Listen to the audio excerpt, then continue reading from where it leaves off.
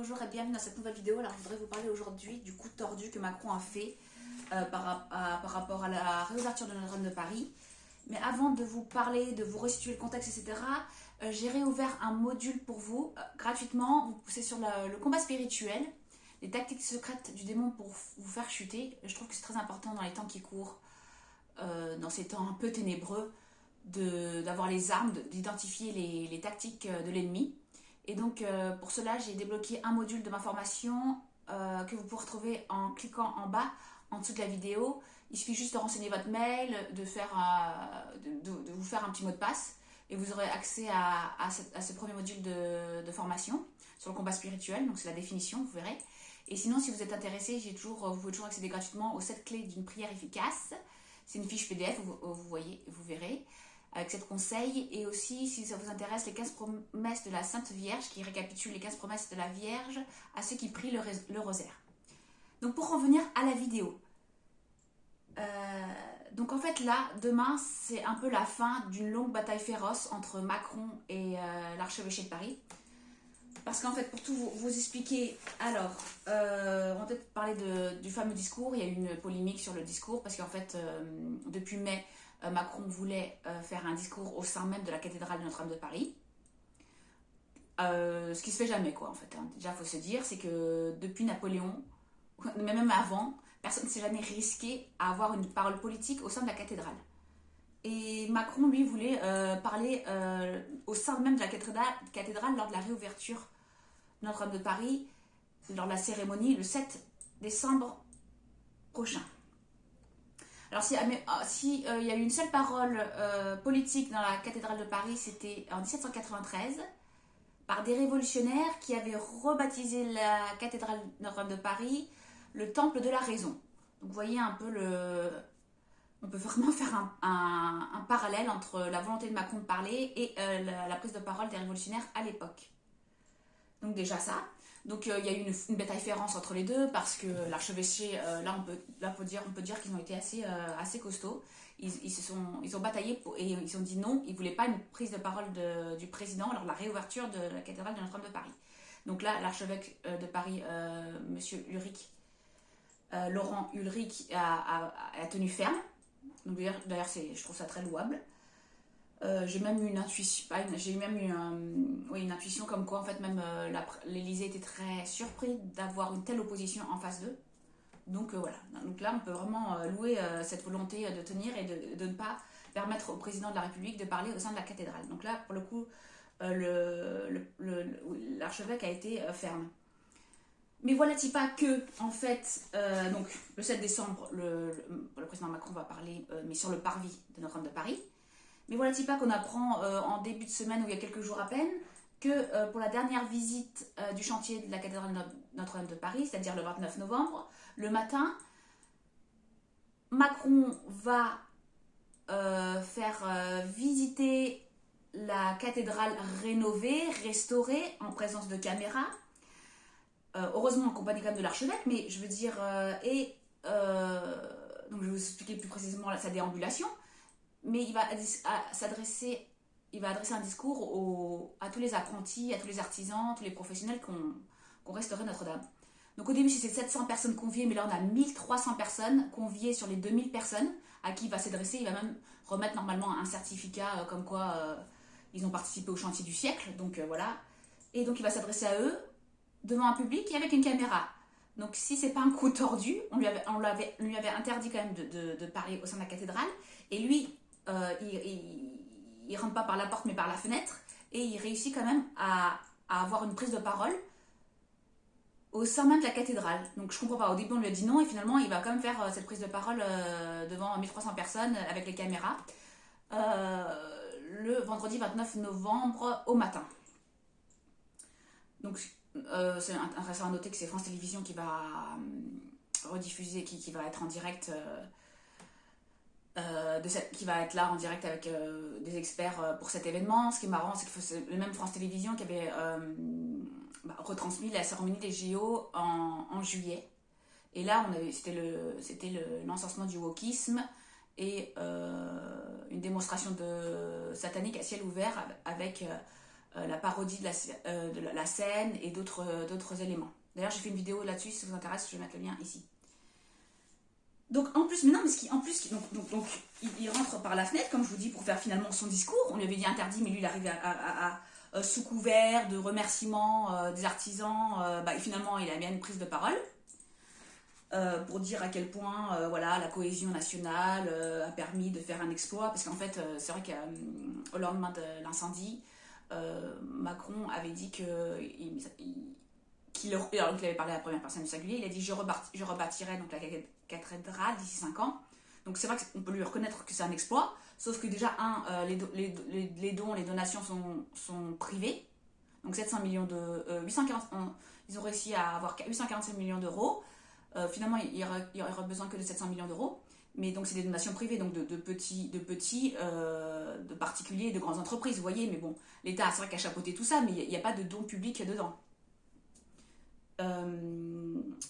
Donc déjà, il va quand même se glorifier, s'enorgueillir de grâce à lui, devant tous ses artisans, même s'il va faire, oui, grâce à vous, il va s'adresser aux artisans en disant grâce à vous, c'est Notre-Dame renaît de ses cendres, mais c'est une manière aussi donc de se glorifier.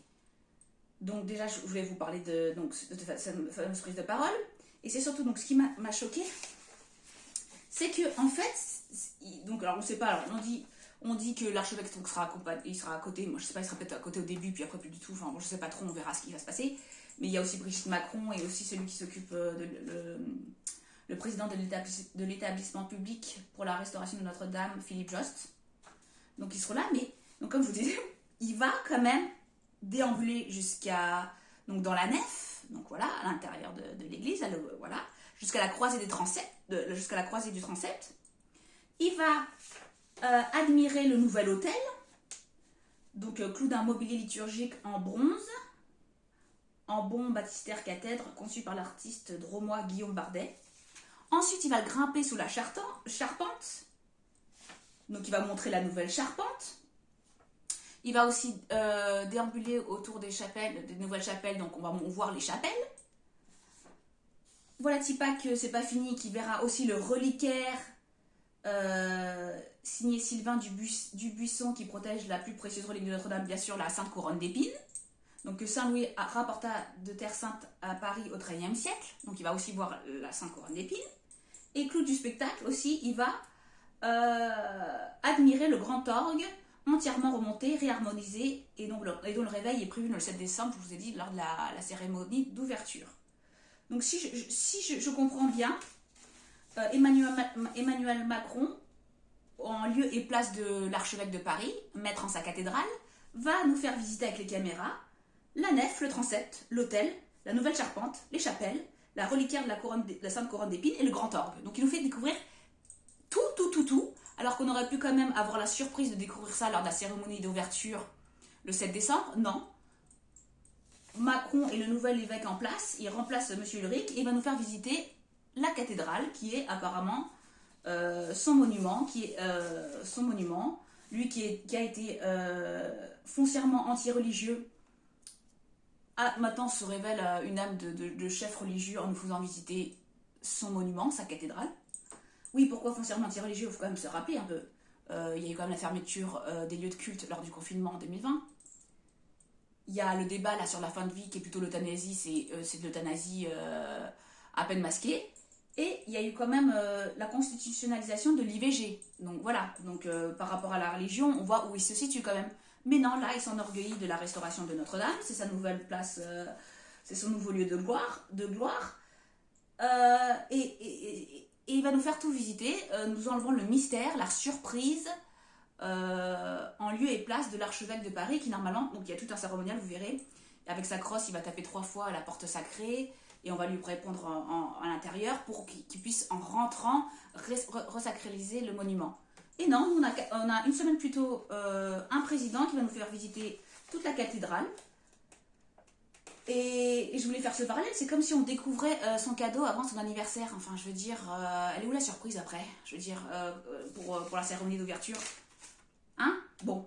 Et en plus, il sera accompagné de l'archevêque, mais donc ça veut dire, oui, l'archevêque, bon, mets-toi à côté, mais bon, enfin, c'est moi le maître, le roi en ma demeure, quoi, vous voyez?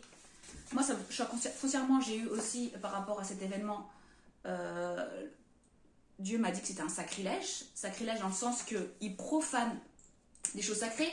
Profanation dans le sens... Donc on entend toujours la profanation, voilà, des tabernacles, etc., les vols. Mais là, c'est la profanation dans le sens qu'il n'y a pas de respect envers les choses sacrées. Là, c'est le profane, hein, qui va contre le respect qu'on doit aux choses sacrées. Et c'est vrai que ça fait contre... Il n'y a pas de respect dans la mesure où il va déambuler au sein même de la cathédrale et faire visiter la cathédrale restaurée comme on fait visiter un monument séculier, comme je sais pas, le château de Chenonceau, le château de Chambord. Bon, ça, je veux bien, mais la cathédrale, je veux dire, c'est pas... La cathédrale, elle a une vocation religieuse, foncièrement religieuse, elle a une vocation foncièrement sacrée. D'ailleurs, ça fait penser aussi que j'ai fait une vidéo, là, si ça vous intéresse, sur Notre-Dame de Chartres, notamment j'en parle, là, je la mets là au-dessus, vous aurez l'affiche. Mais, en fait, comment vous dire? Donc déjà, ils squeezent l'archevêché, alors qu'il y avait une bataille féroce entre eux. Donc il le squeeze là. Il fait découvrir en avant-première tous les secrets, tout ce qui fait le sel de cette restauration avant l'heure, avant la cérémonie d'ouverture. Et en faisant visiter avec les caméras, voilà, bon, waouh, voilà, bon, il fait de la cathédrale un monument profane. Et là, foncièrement, c'est là que ça va pas. Je veux dire, la cathédrale de Paris, c'est pas un monument profane, c'est un monument foncièrement religieux. Donc il faut arrêter de penser que, oui, dans l'imaginaire, là, l'Élysée dit dans l'imaginaire collectif français, nanana. Les cathédrales, ce ne sont pas que des monuments culturels. Donc il faut arrêter de dire que c'est toujours culturel, c'est beau, etc. La beauté, c'est la beauté en dehors de Dieu. La beauté, on enlève tout le sacré. Je veux dire, non, ça a été construit sur du sacré, sur des chiffres sacrés, avec une intention particulière. Donc voilà, il faut arrêter d'enlever à la cathédrale son essence même. Alors, alors l'Élysée, je voulais vous citer, dit « On se réjouit déjà d'un moment qui restera. Le président déambulera dans la cathédrale. Ce sera une image inédite, inconnue jusque-là, de mémoire d'homme. » Donc, vous voyez, il y a vraiment cette notion, oui, c'est vrai, d'inscrire... Macron a envie d'inscrire l'éternité dans son deuxième quinquennat, il n'y a pas de problème. Donc déjà, pour vous dire ça, alors je vais vous redire peut-être aussi que la bataille féroce était aussi un moment sur... Macron voulait rendre les clés de Notre-Dame à l'archevêque lors de la cérémonie d'ouverture, et là il y a eu une bataille féroce parce que en fait, comme dirait l'archevêque de Paris, Monseigneur Laurent Ulrich, il a dit qu'il n'avait jamais perdu les clés, donc il n'y avait pas besoin de les lui redonner. Mais vous voyez, c'est quoi cette symbolique? Donc je comprends pas. On est dans un état où alors la laïcité doit être absolue, il faudrait qu'elle soit clairement cantonnée à la sphère privée. Et là, on a un président qui voudrait mettre des clés à un archevêque, comme si lui, il avait les clés sacrées du monument sacré à donner, vous voyez, aux religieux. Donc le politique donnerait aux religieux. Enfin, vous voyez, je veux dire, il y a un amalgame des champs là qui est quand même flagrant. Donc ça, je voulais vous dire ça. Donc en fait, ce qui est intéressant, c'est que l'archevêque, franchement là, c'était vraiment bien. Il a vraiment tenu. C'était assez extraordinaire. Il y a vraiment une bataille féroce, mais que finalement, Macron a réussi à détourner l'histoire. Parce qu'avec cet événement-là, la dernière visite du chantier, c'est comme il squeeze. Voilà, c'est lui en premier. C'est lui en premier qui montre Notre-Dame. C'est lui qui a l'initiative de tout. Et il peut s'en glorifier. Voilà, il peut s'en glorifier. On s'en fiche de l'archevêque. Alors on a une bataille féroce avec l'autre l'archevêché et l'Élysée, mais à la fin ça veut dire quoi? Que l'Élysée gagne. Donc là, pour ça oui. Heureusement qu'il n'a pas eu les clés, c'était un peu n'importe quoi. Mais donc en fait on a quelqu'un qui va s'adresser à un public certes plus professionnel le vendredi 29 novembre. Il va se réadresser au monde, parce qu'il faut savoir la cérémonie d'ouverture, c'est quand même la France, mais c'est quand même retransmis par Mondovision. Il va aussi faire un discours public qui va signer l'ouverture de la cérémonie. Enfin voilà, il n'y a que lui. Et c'est tout. Alors j'espère que cette vidéo vous a plu. N'hésitez pas à aller voir ma formation en dessous. Et je vous dis à bientôt, au revoir.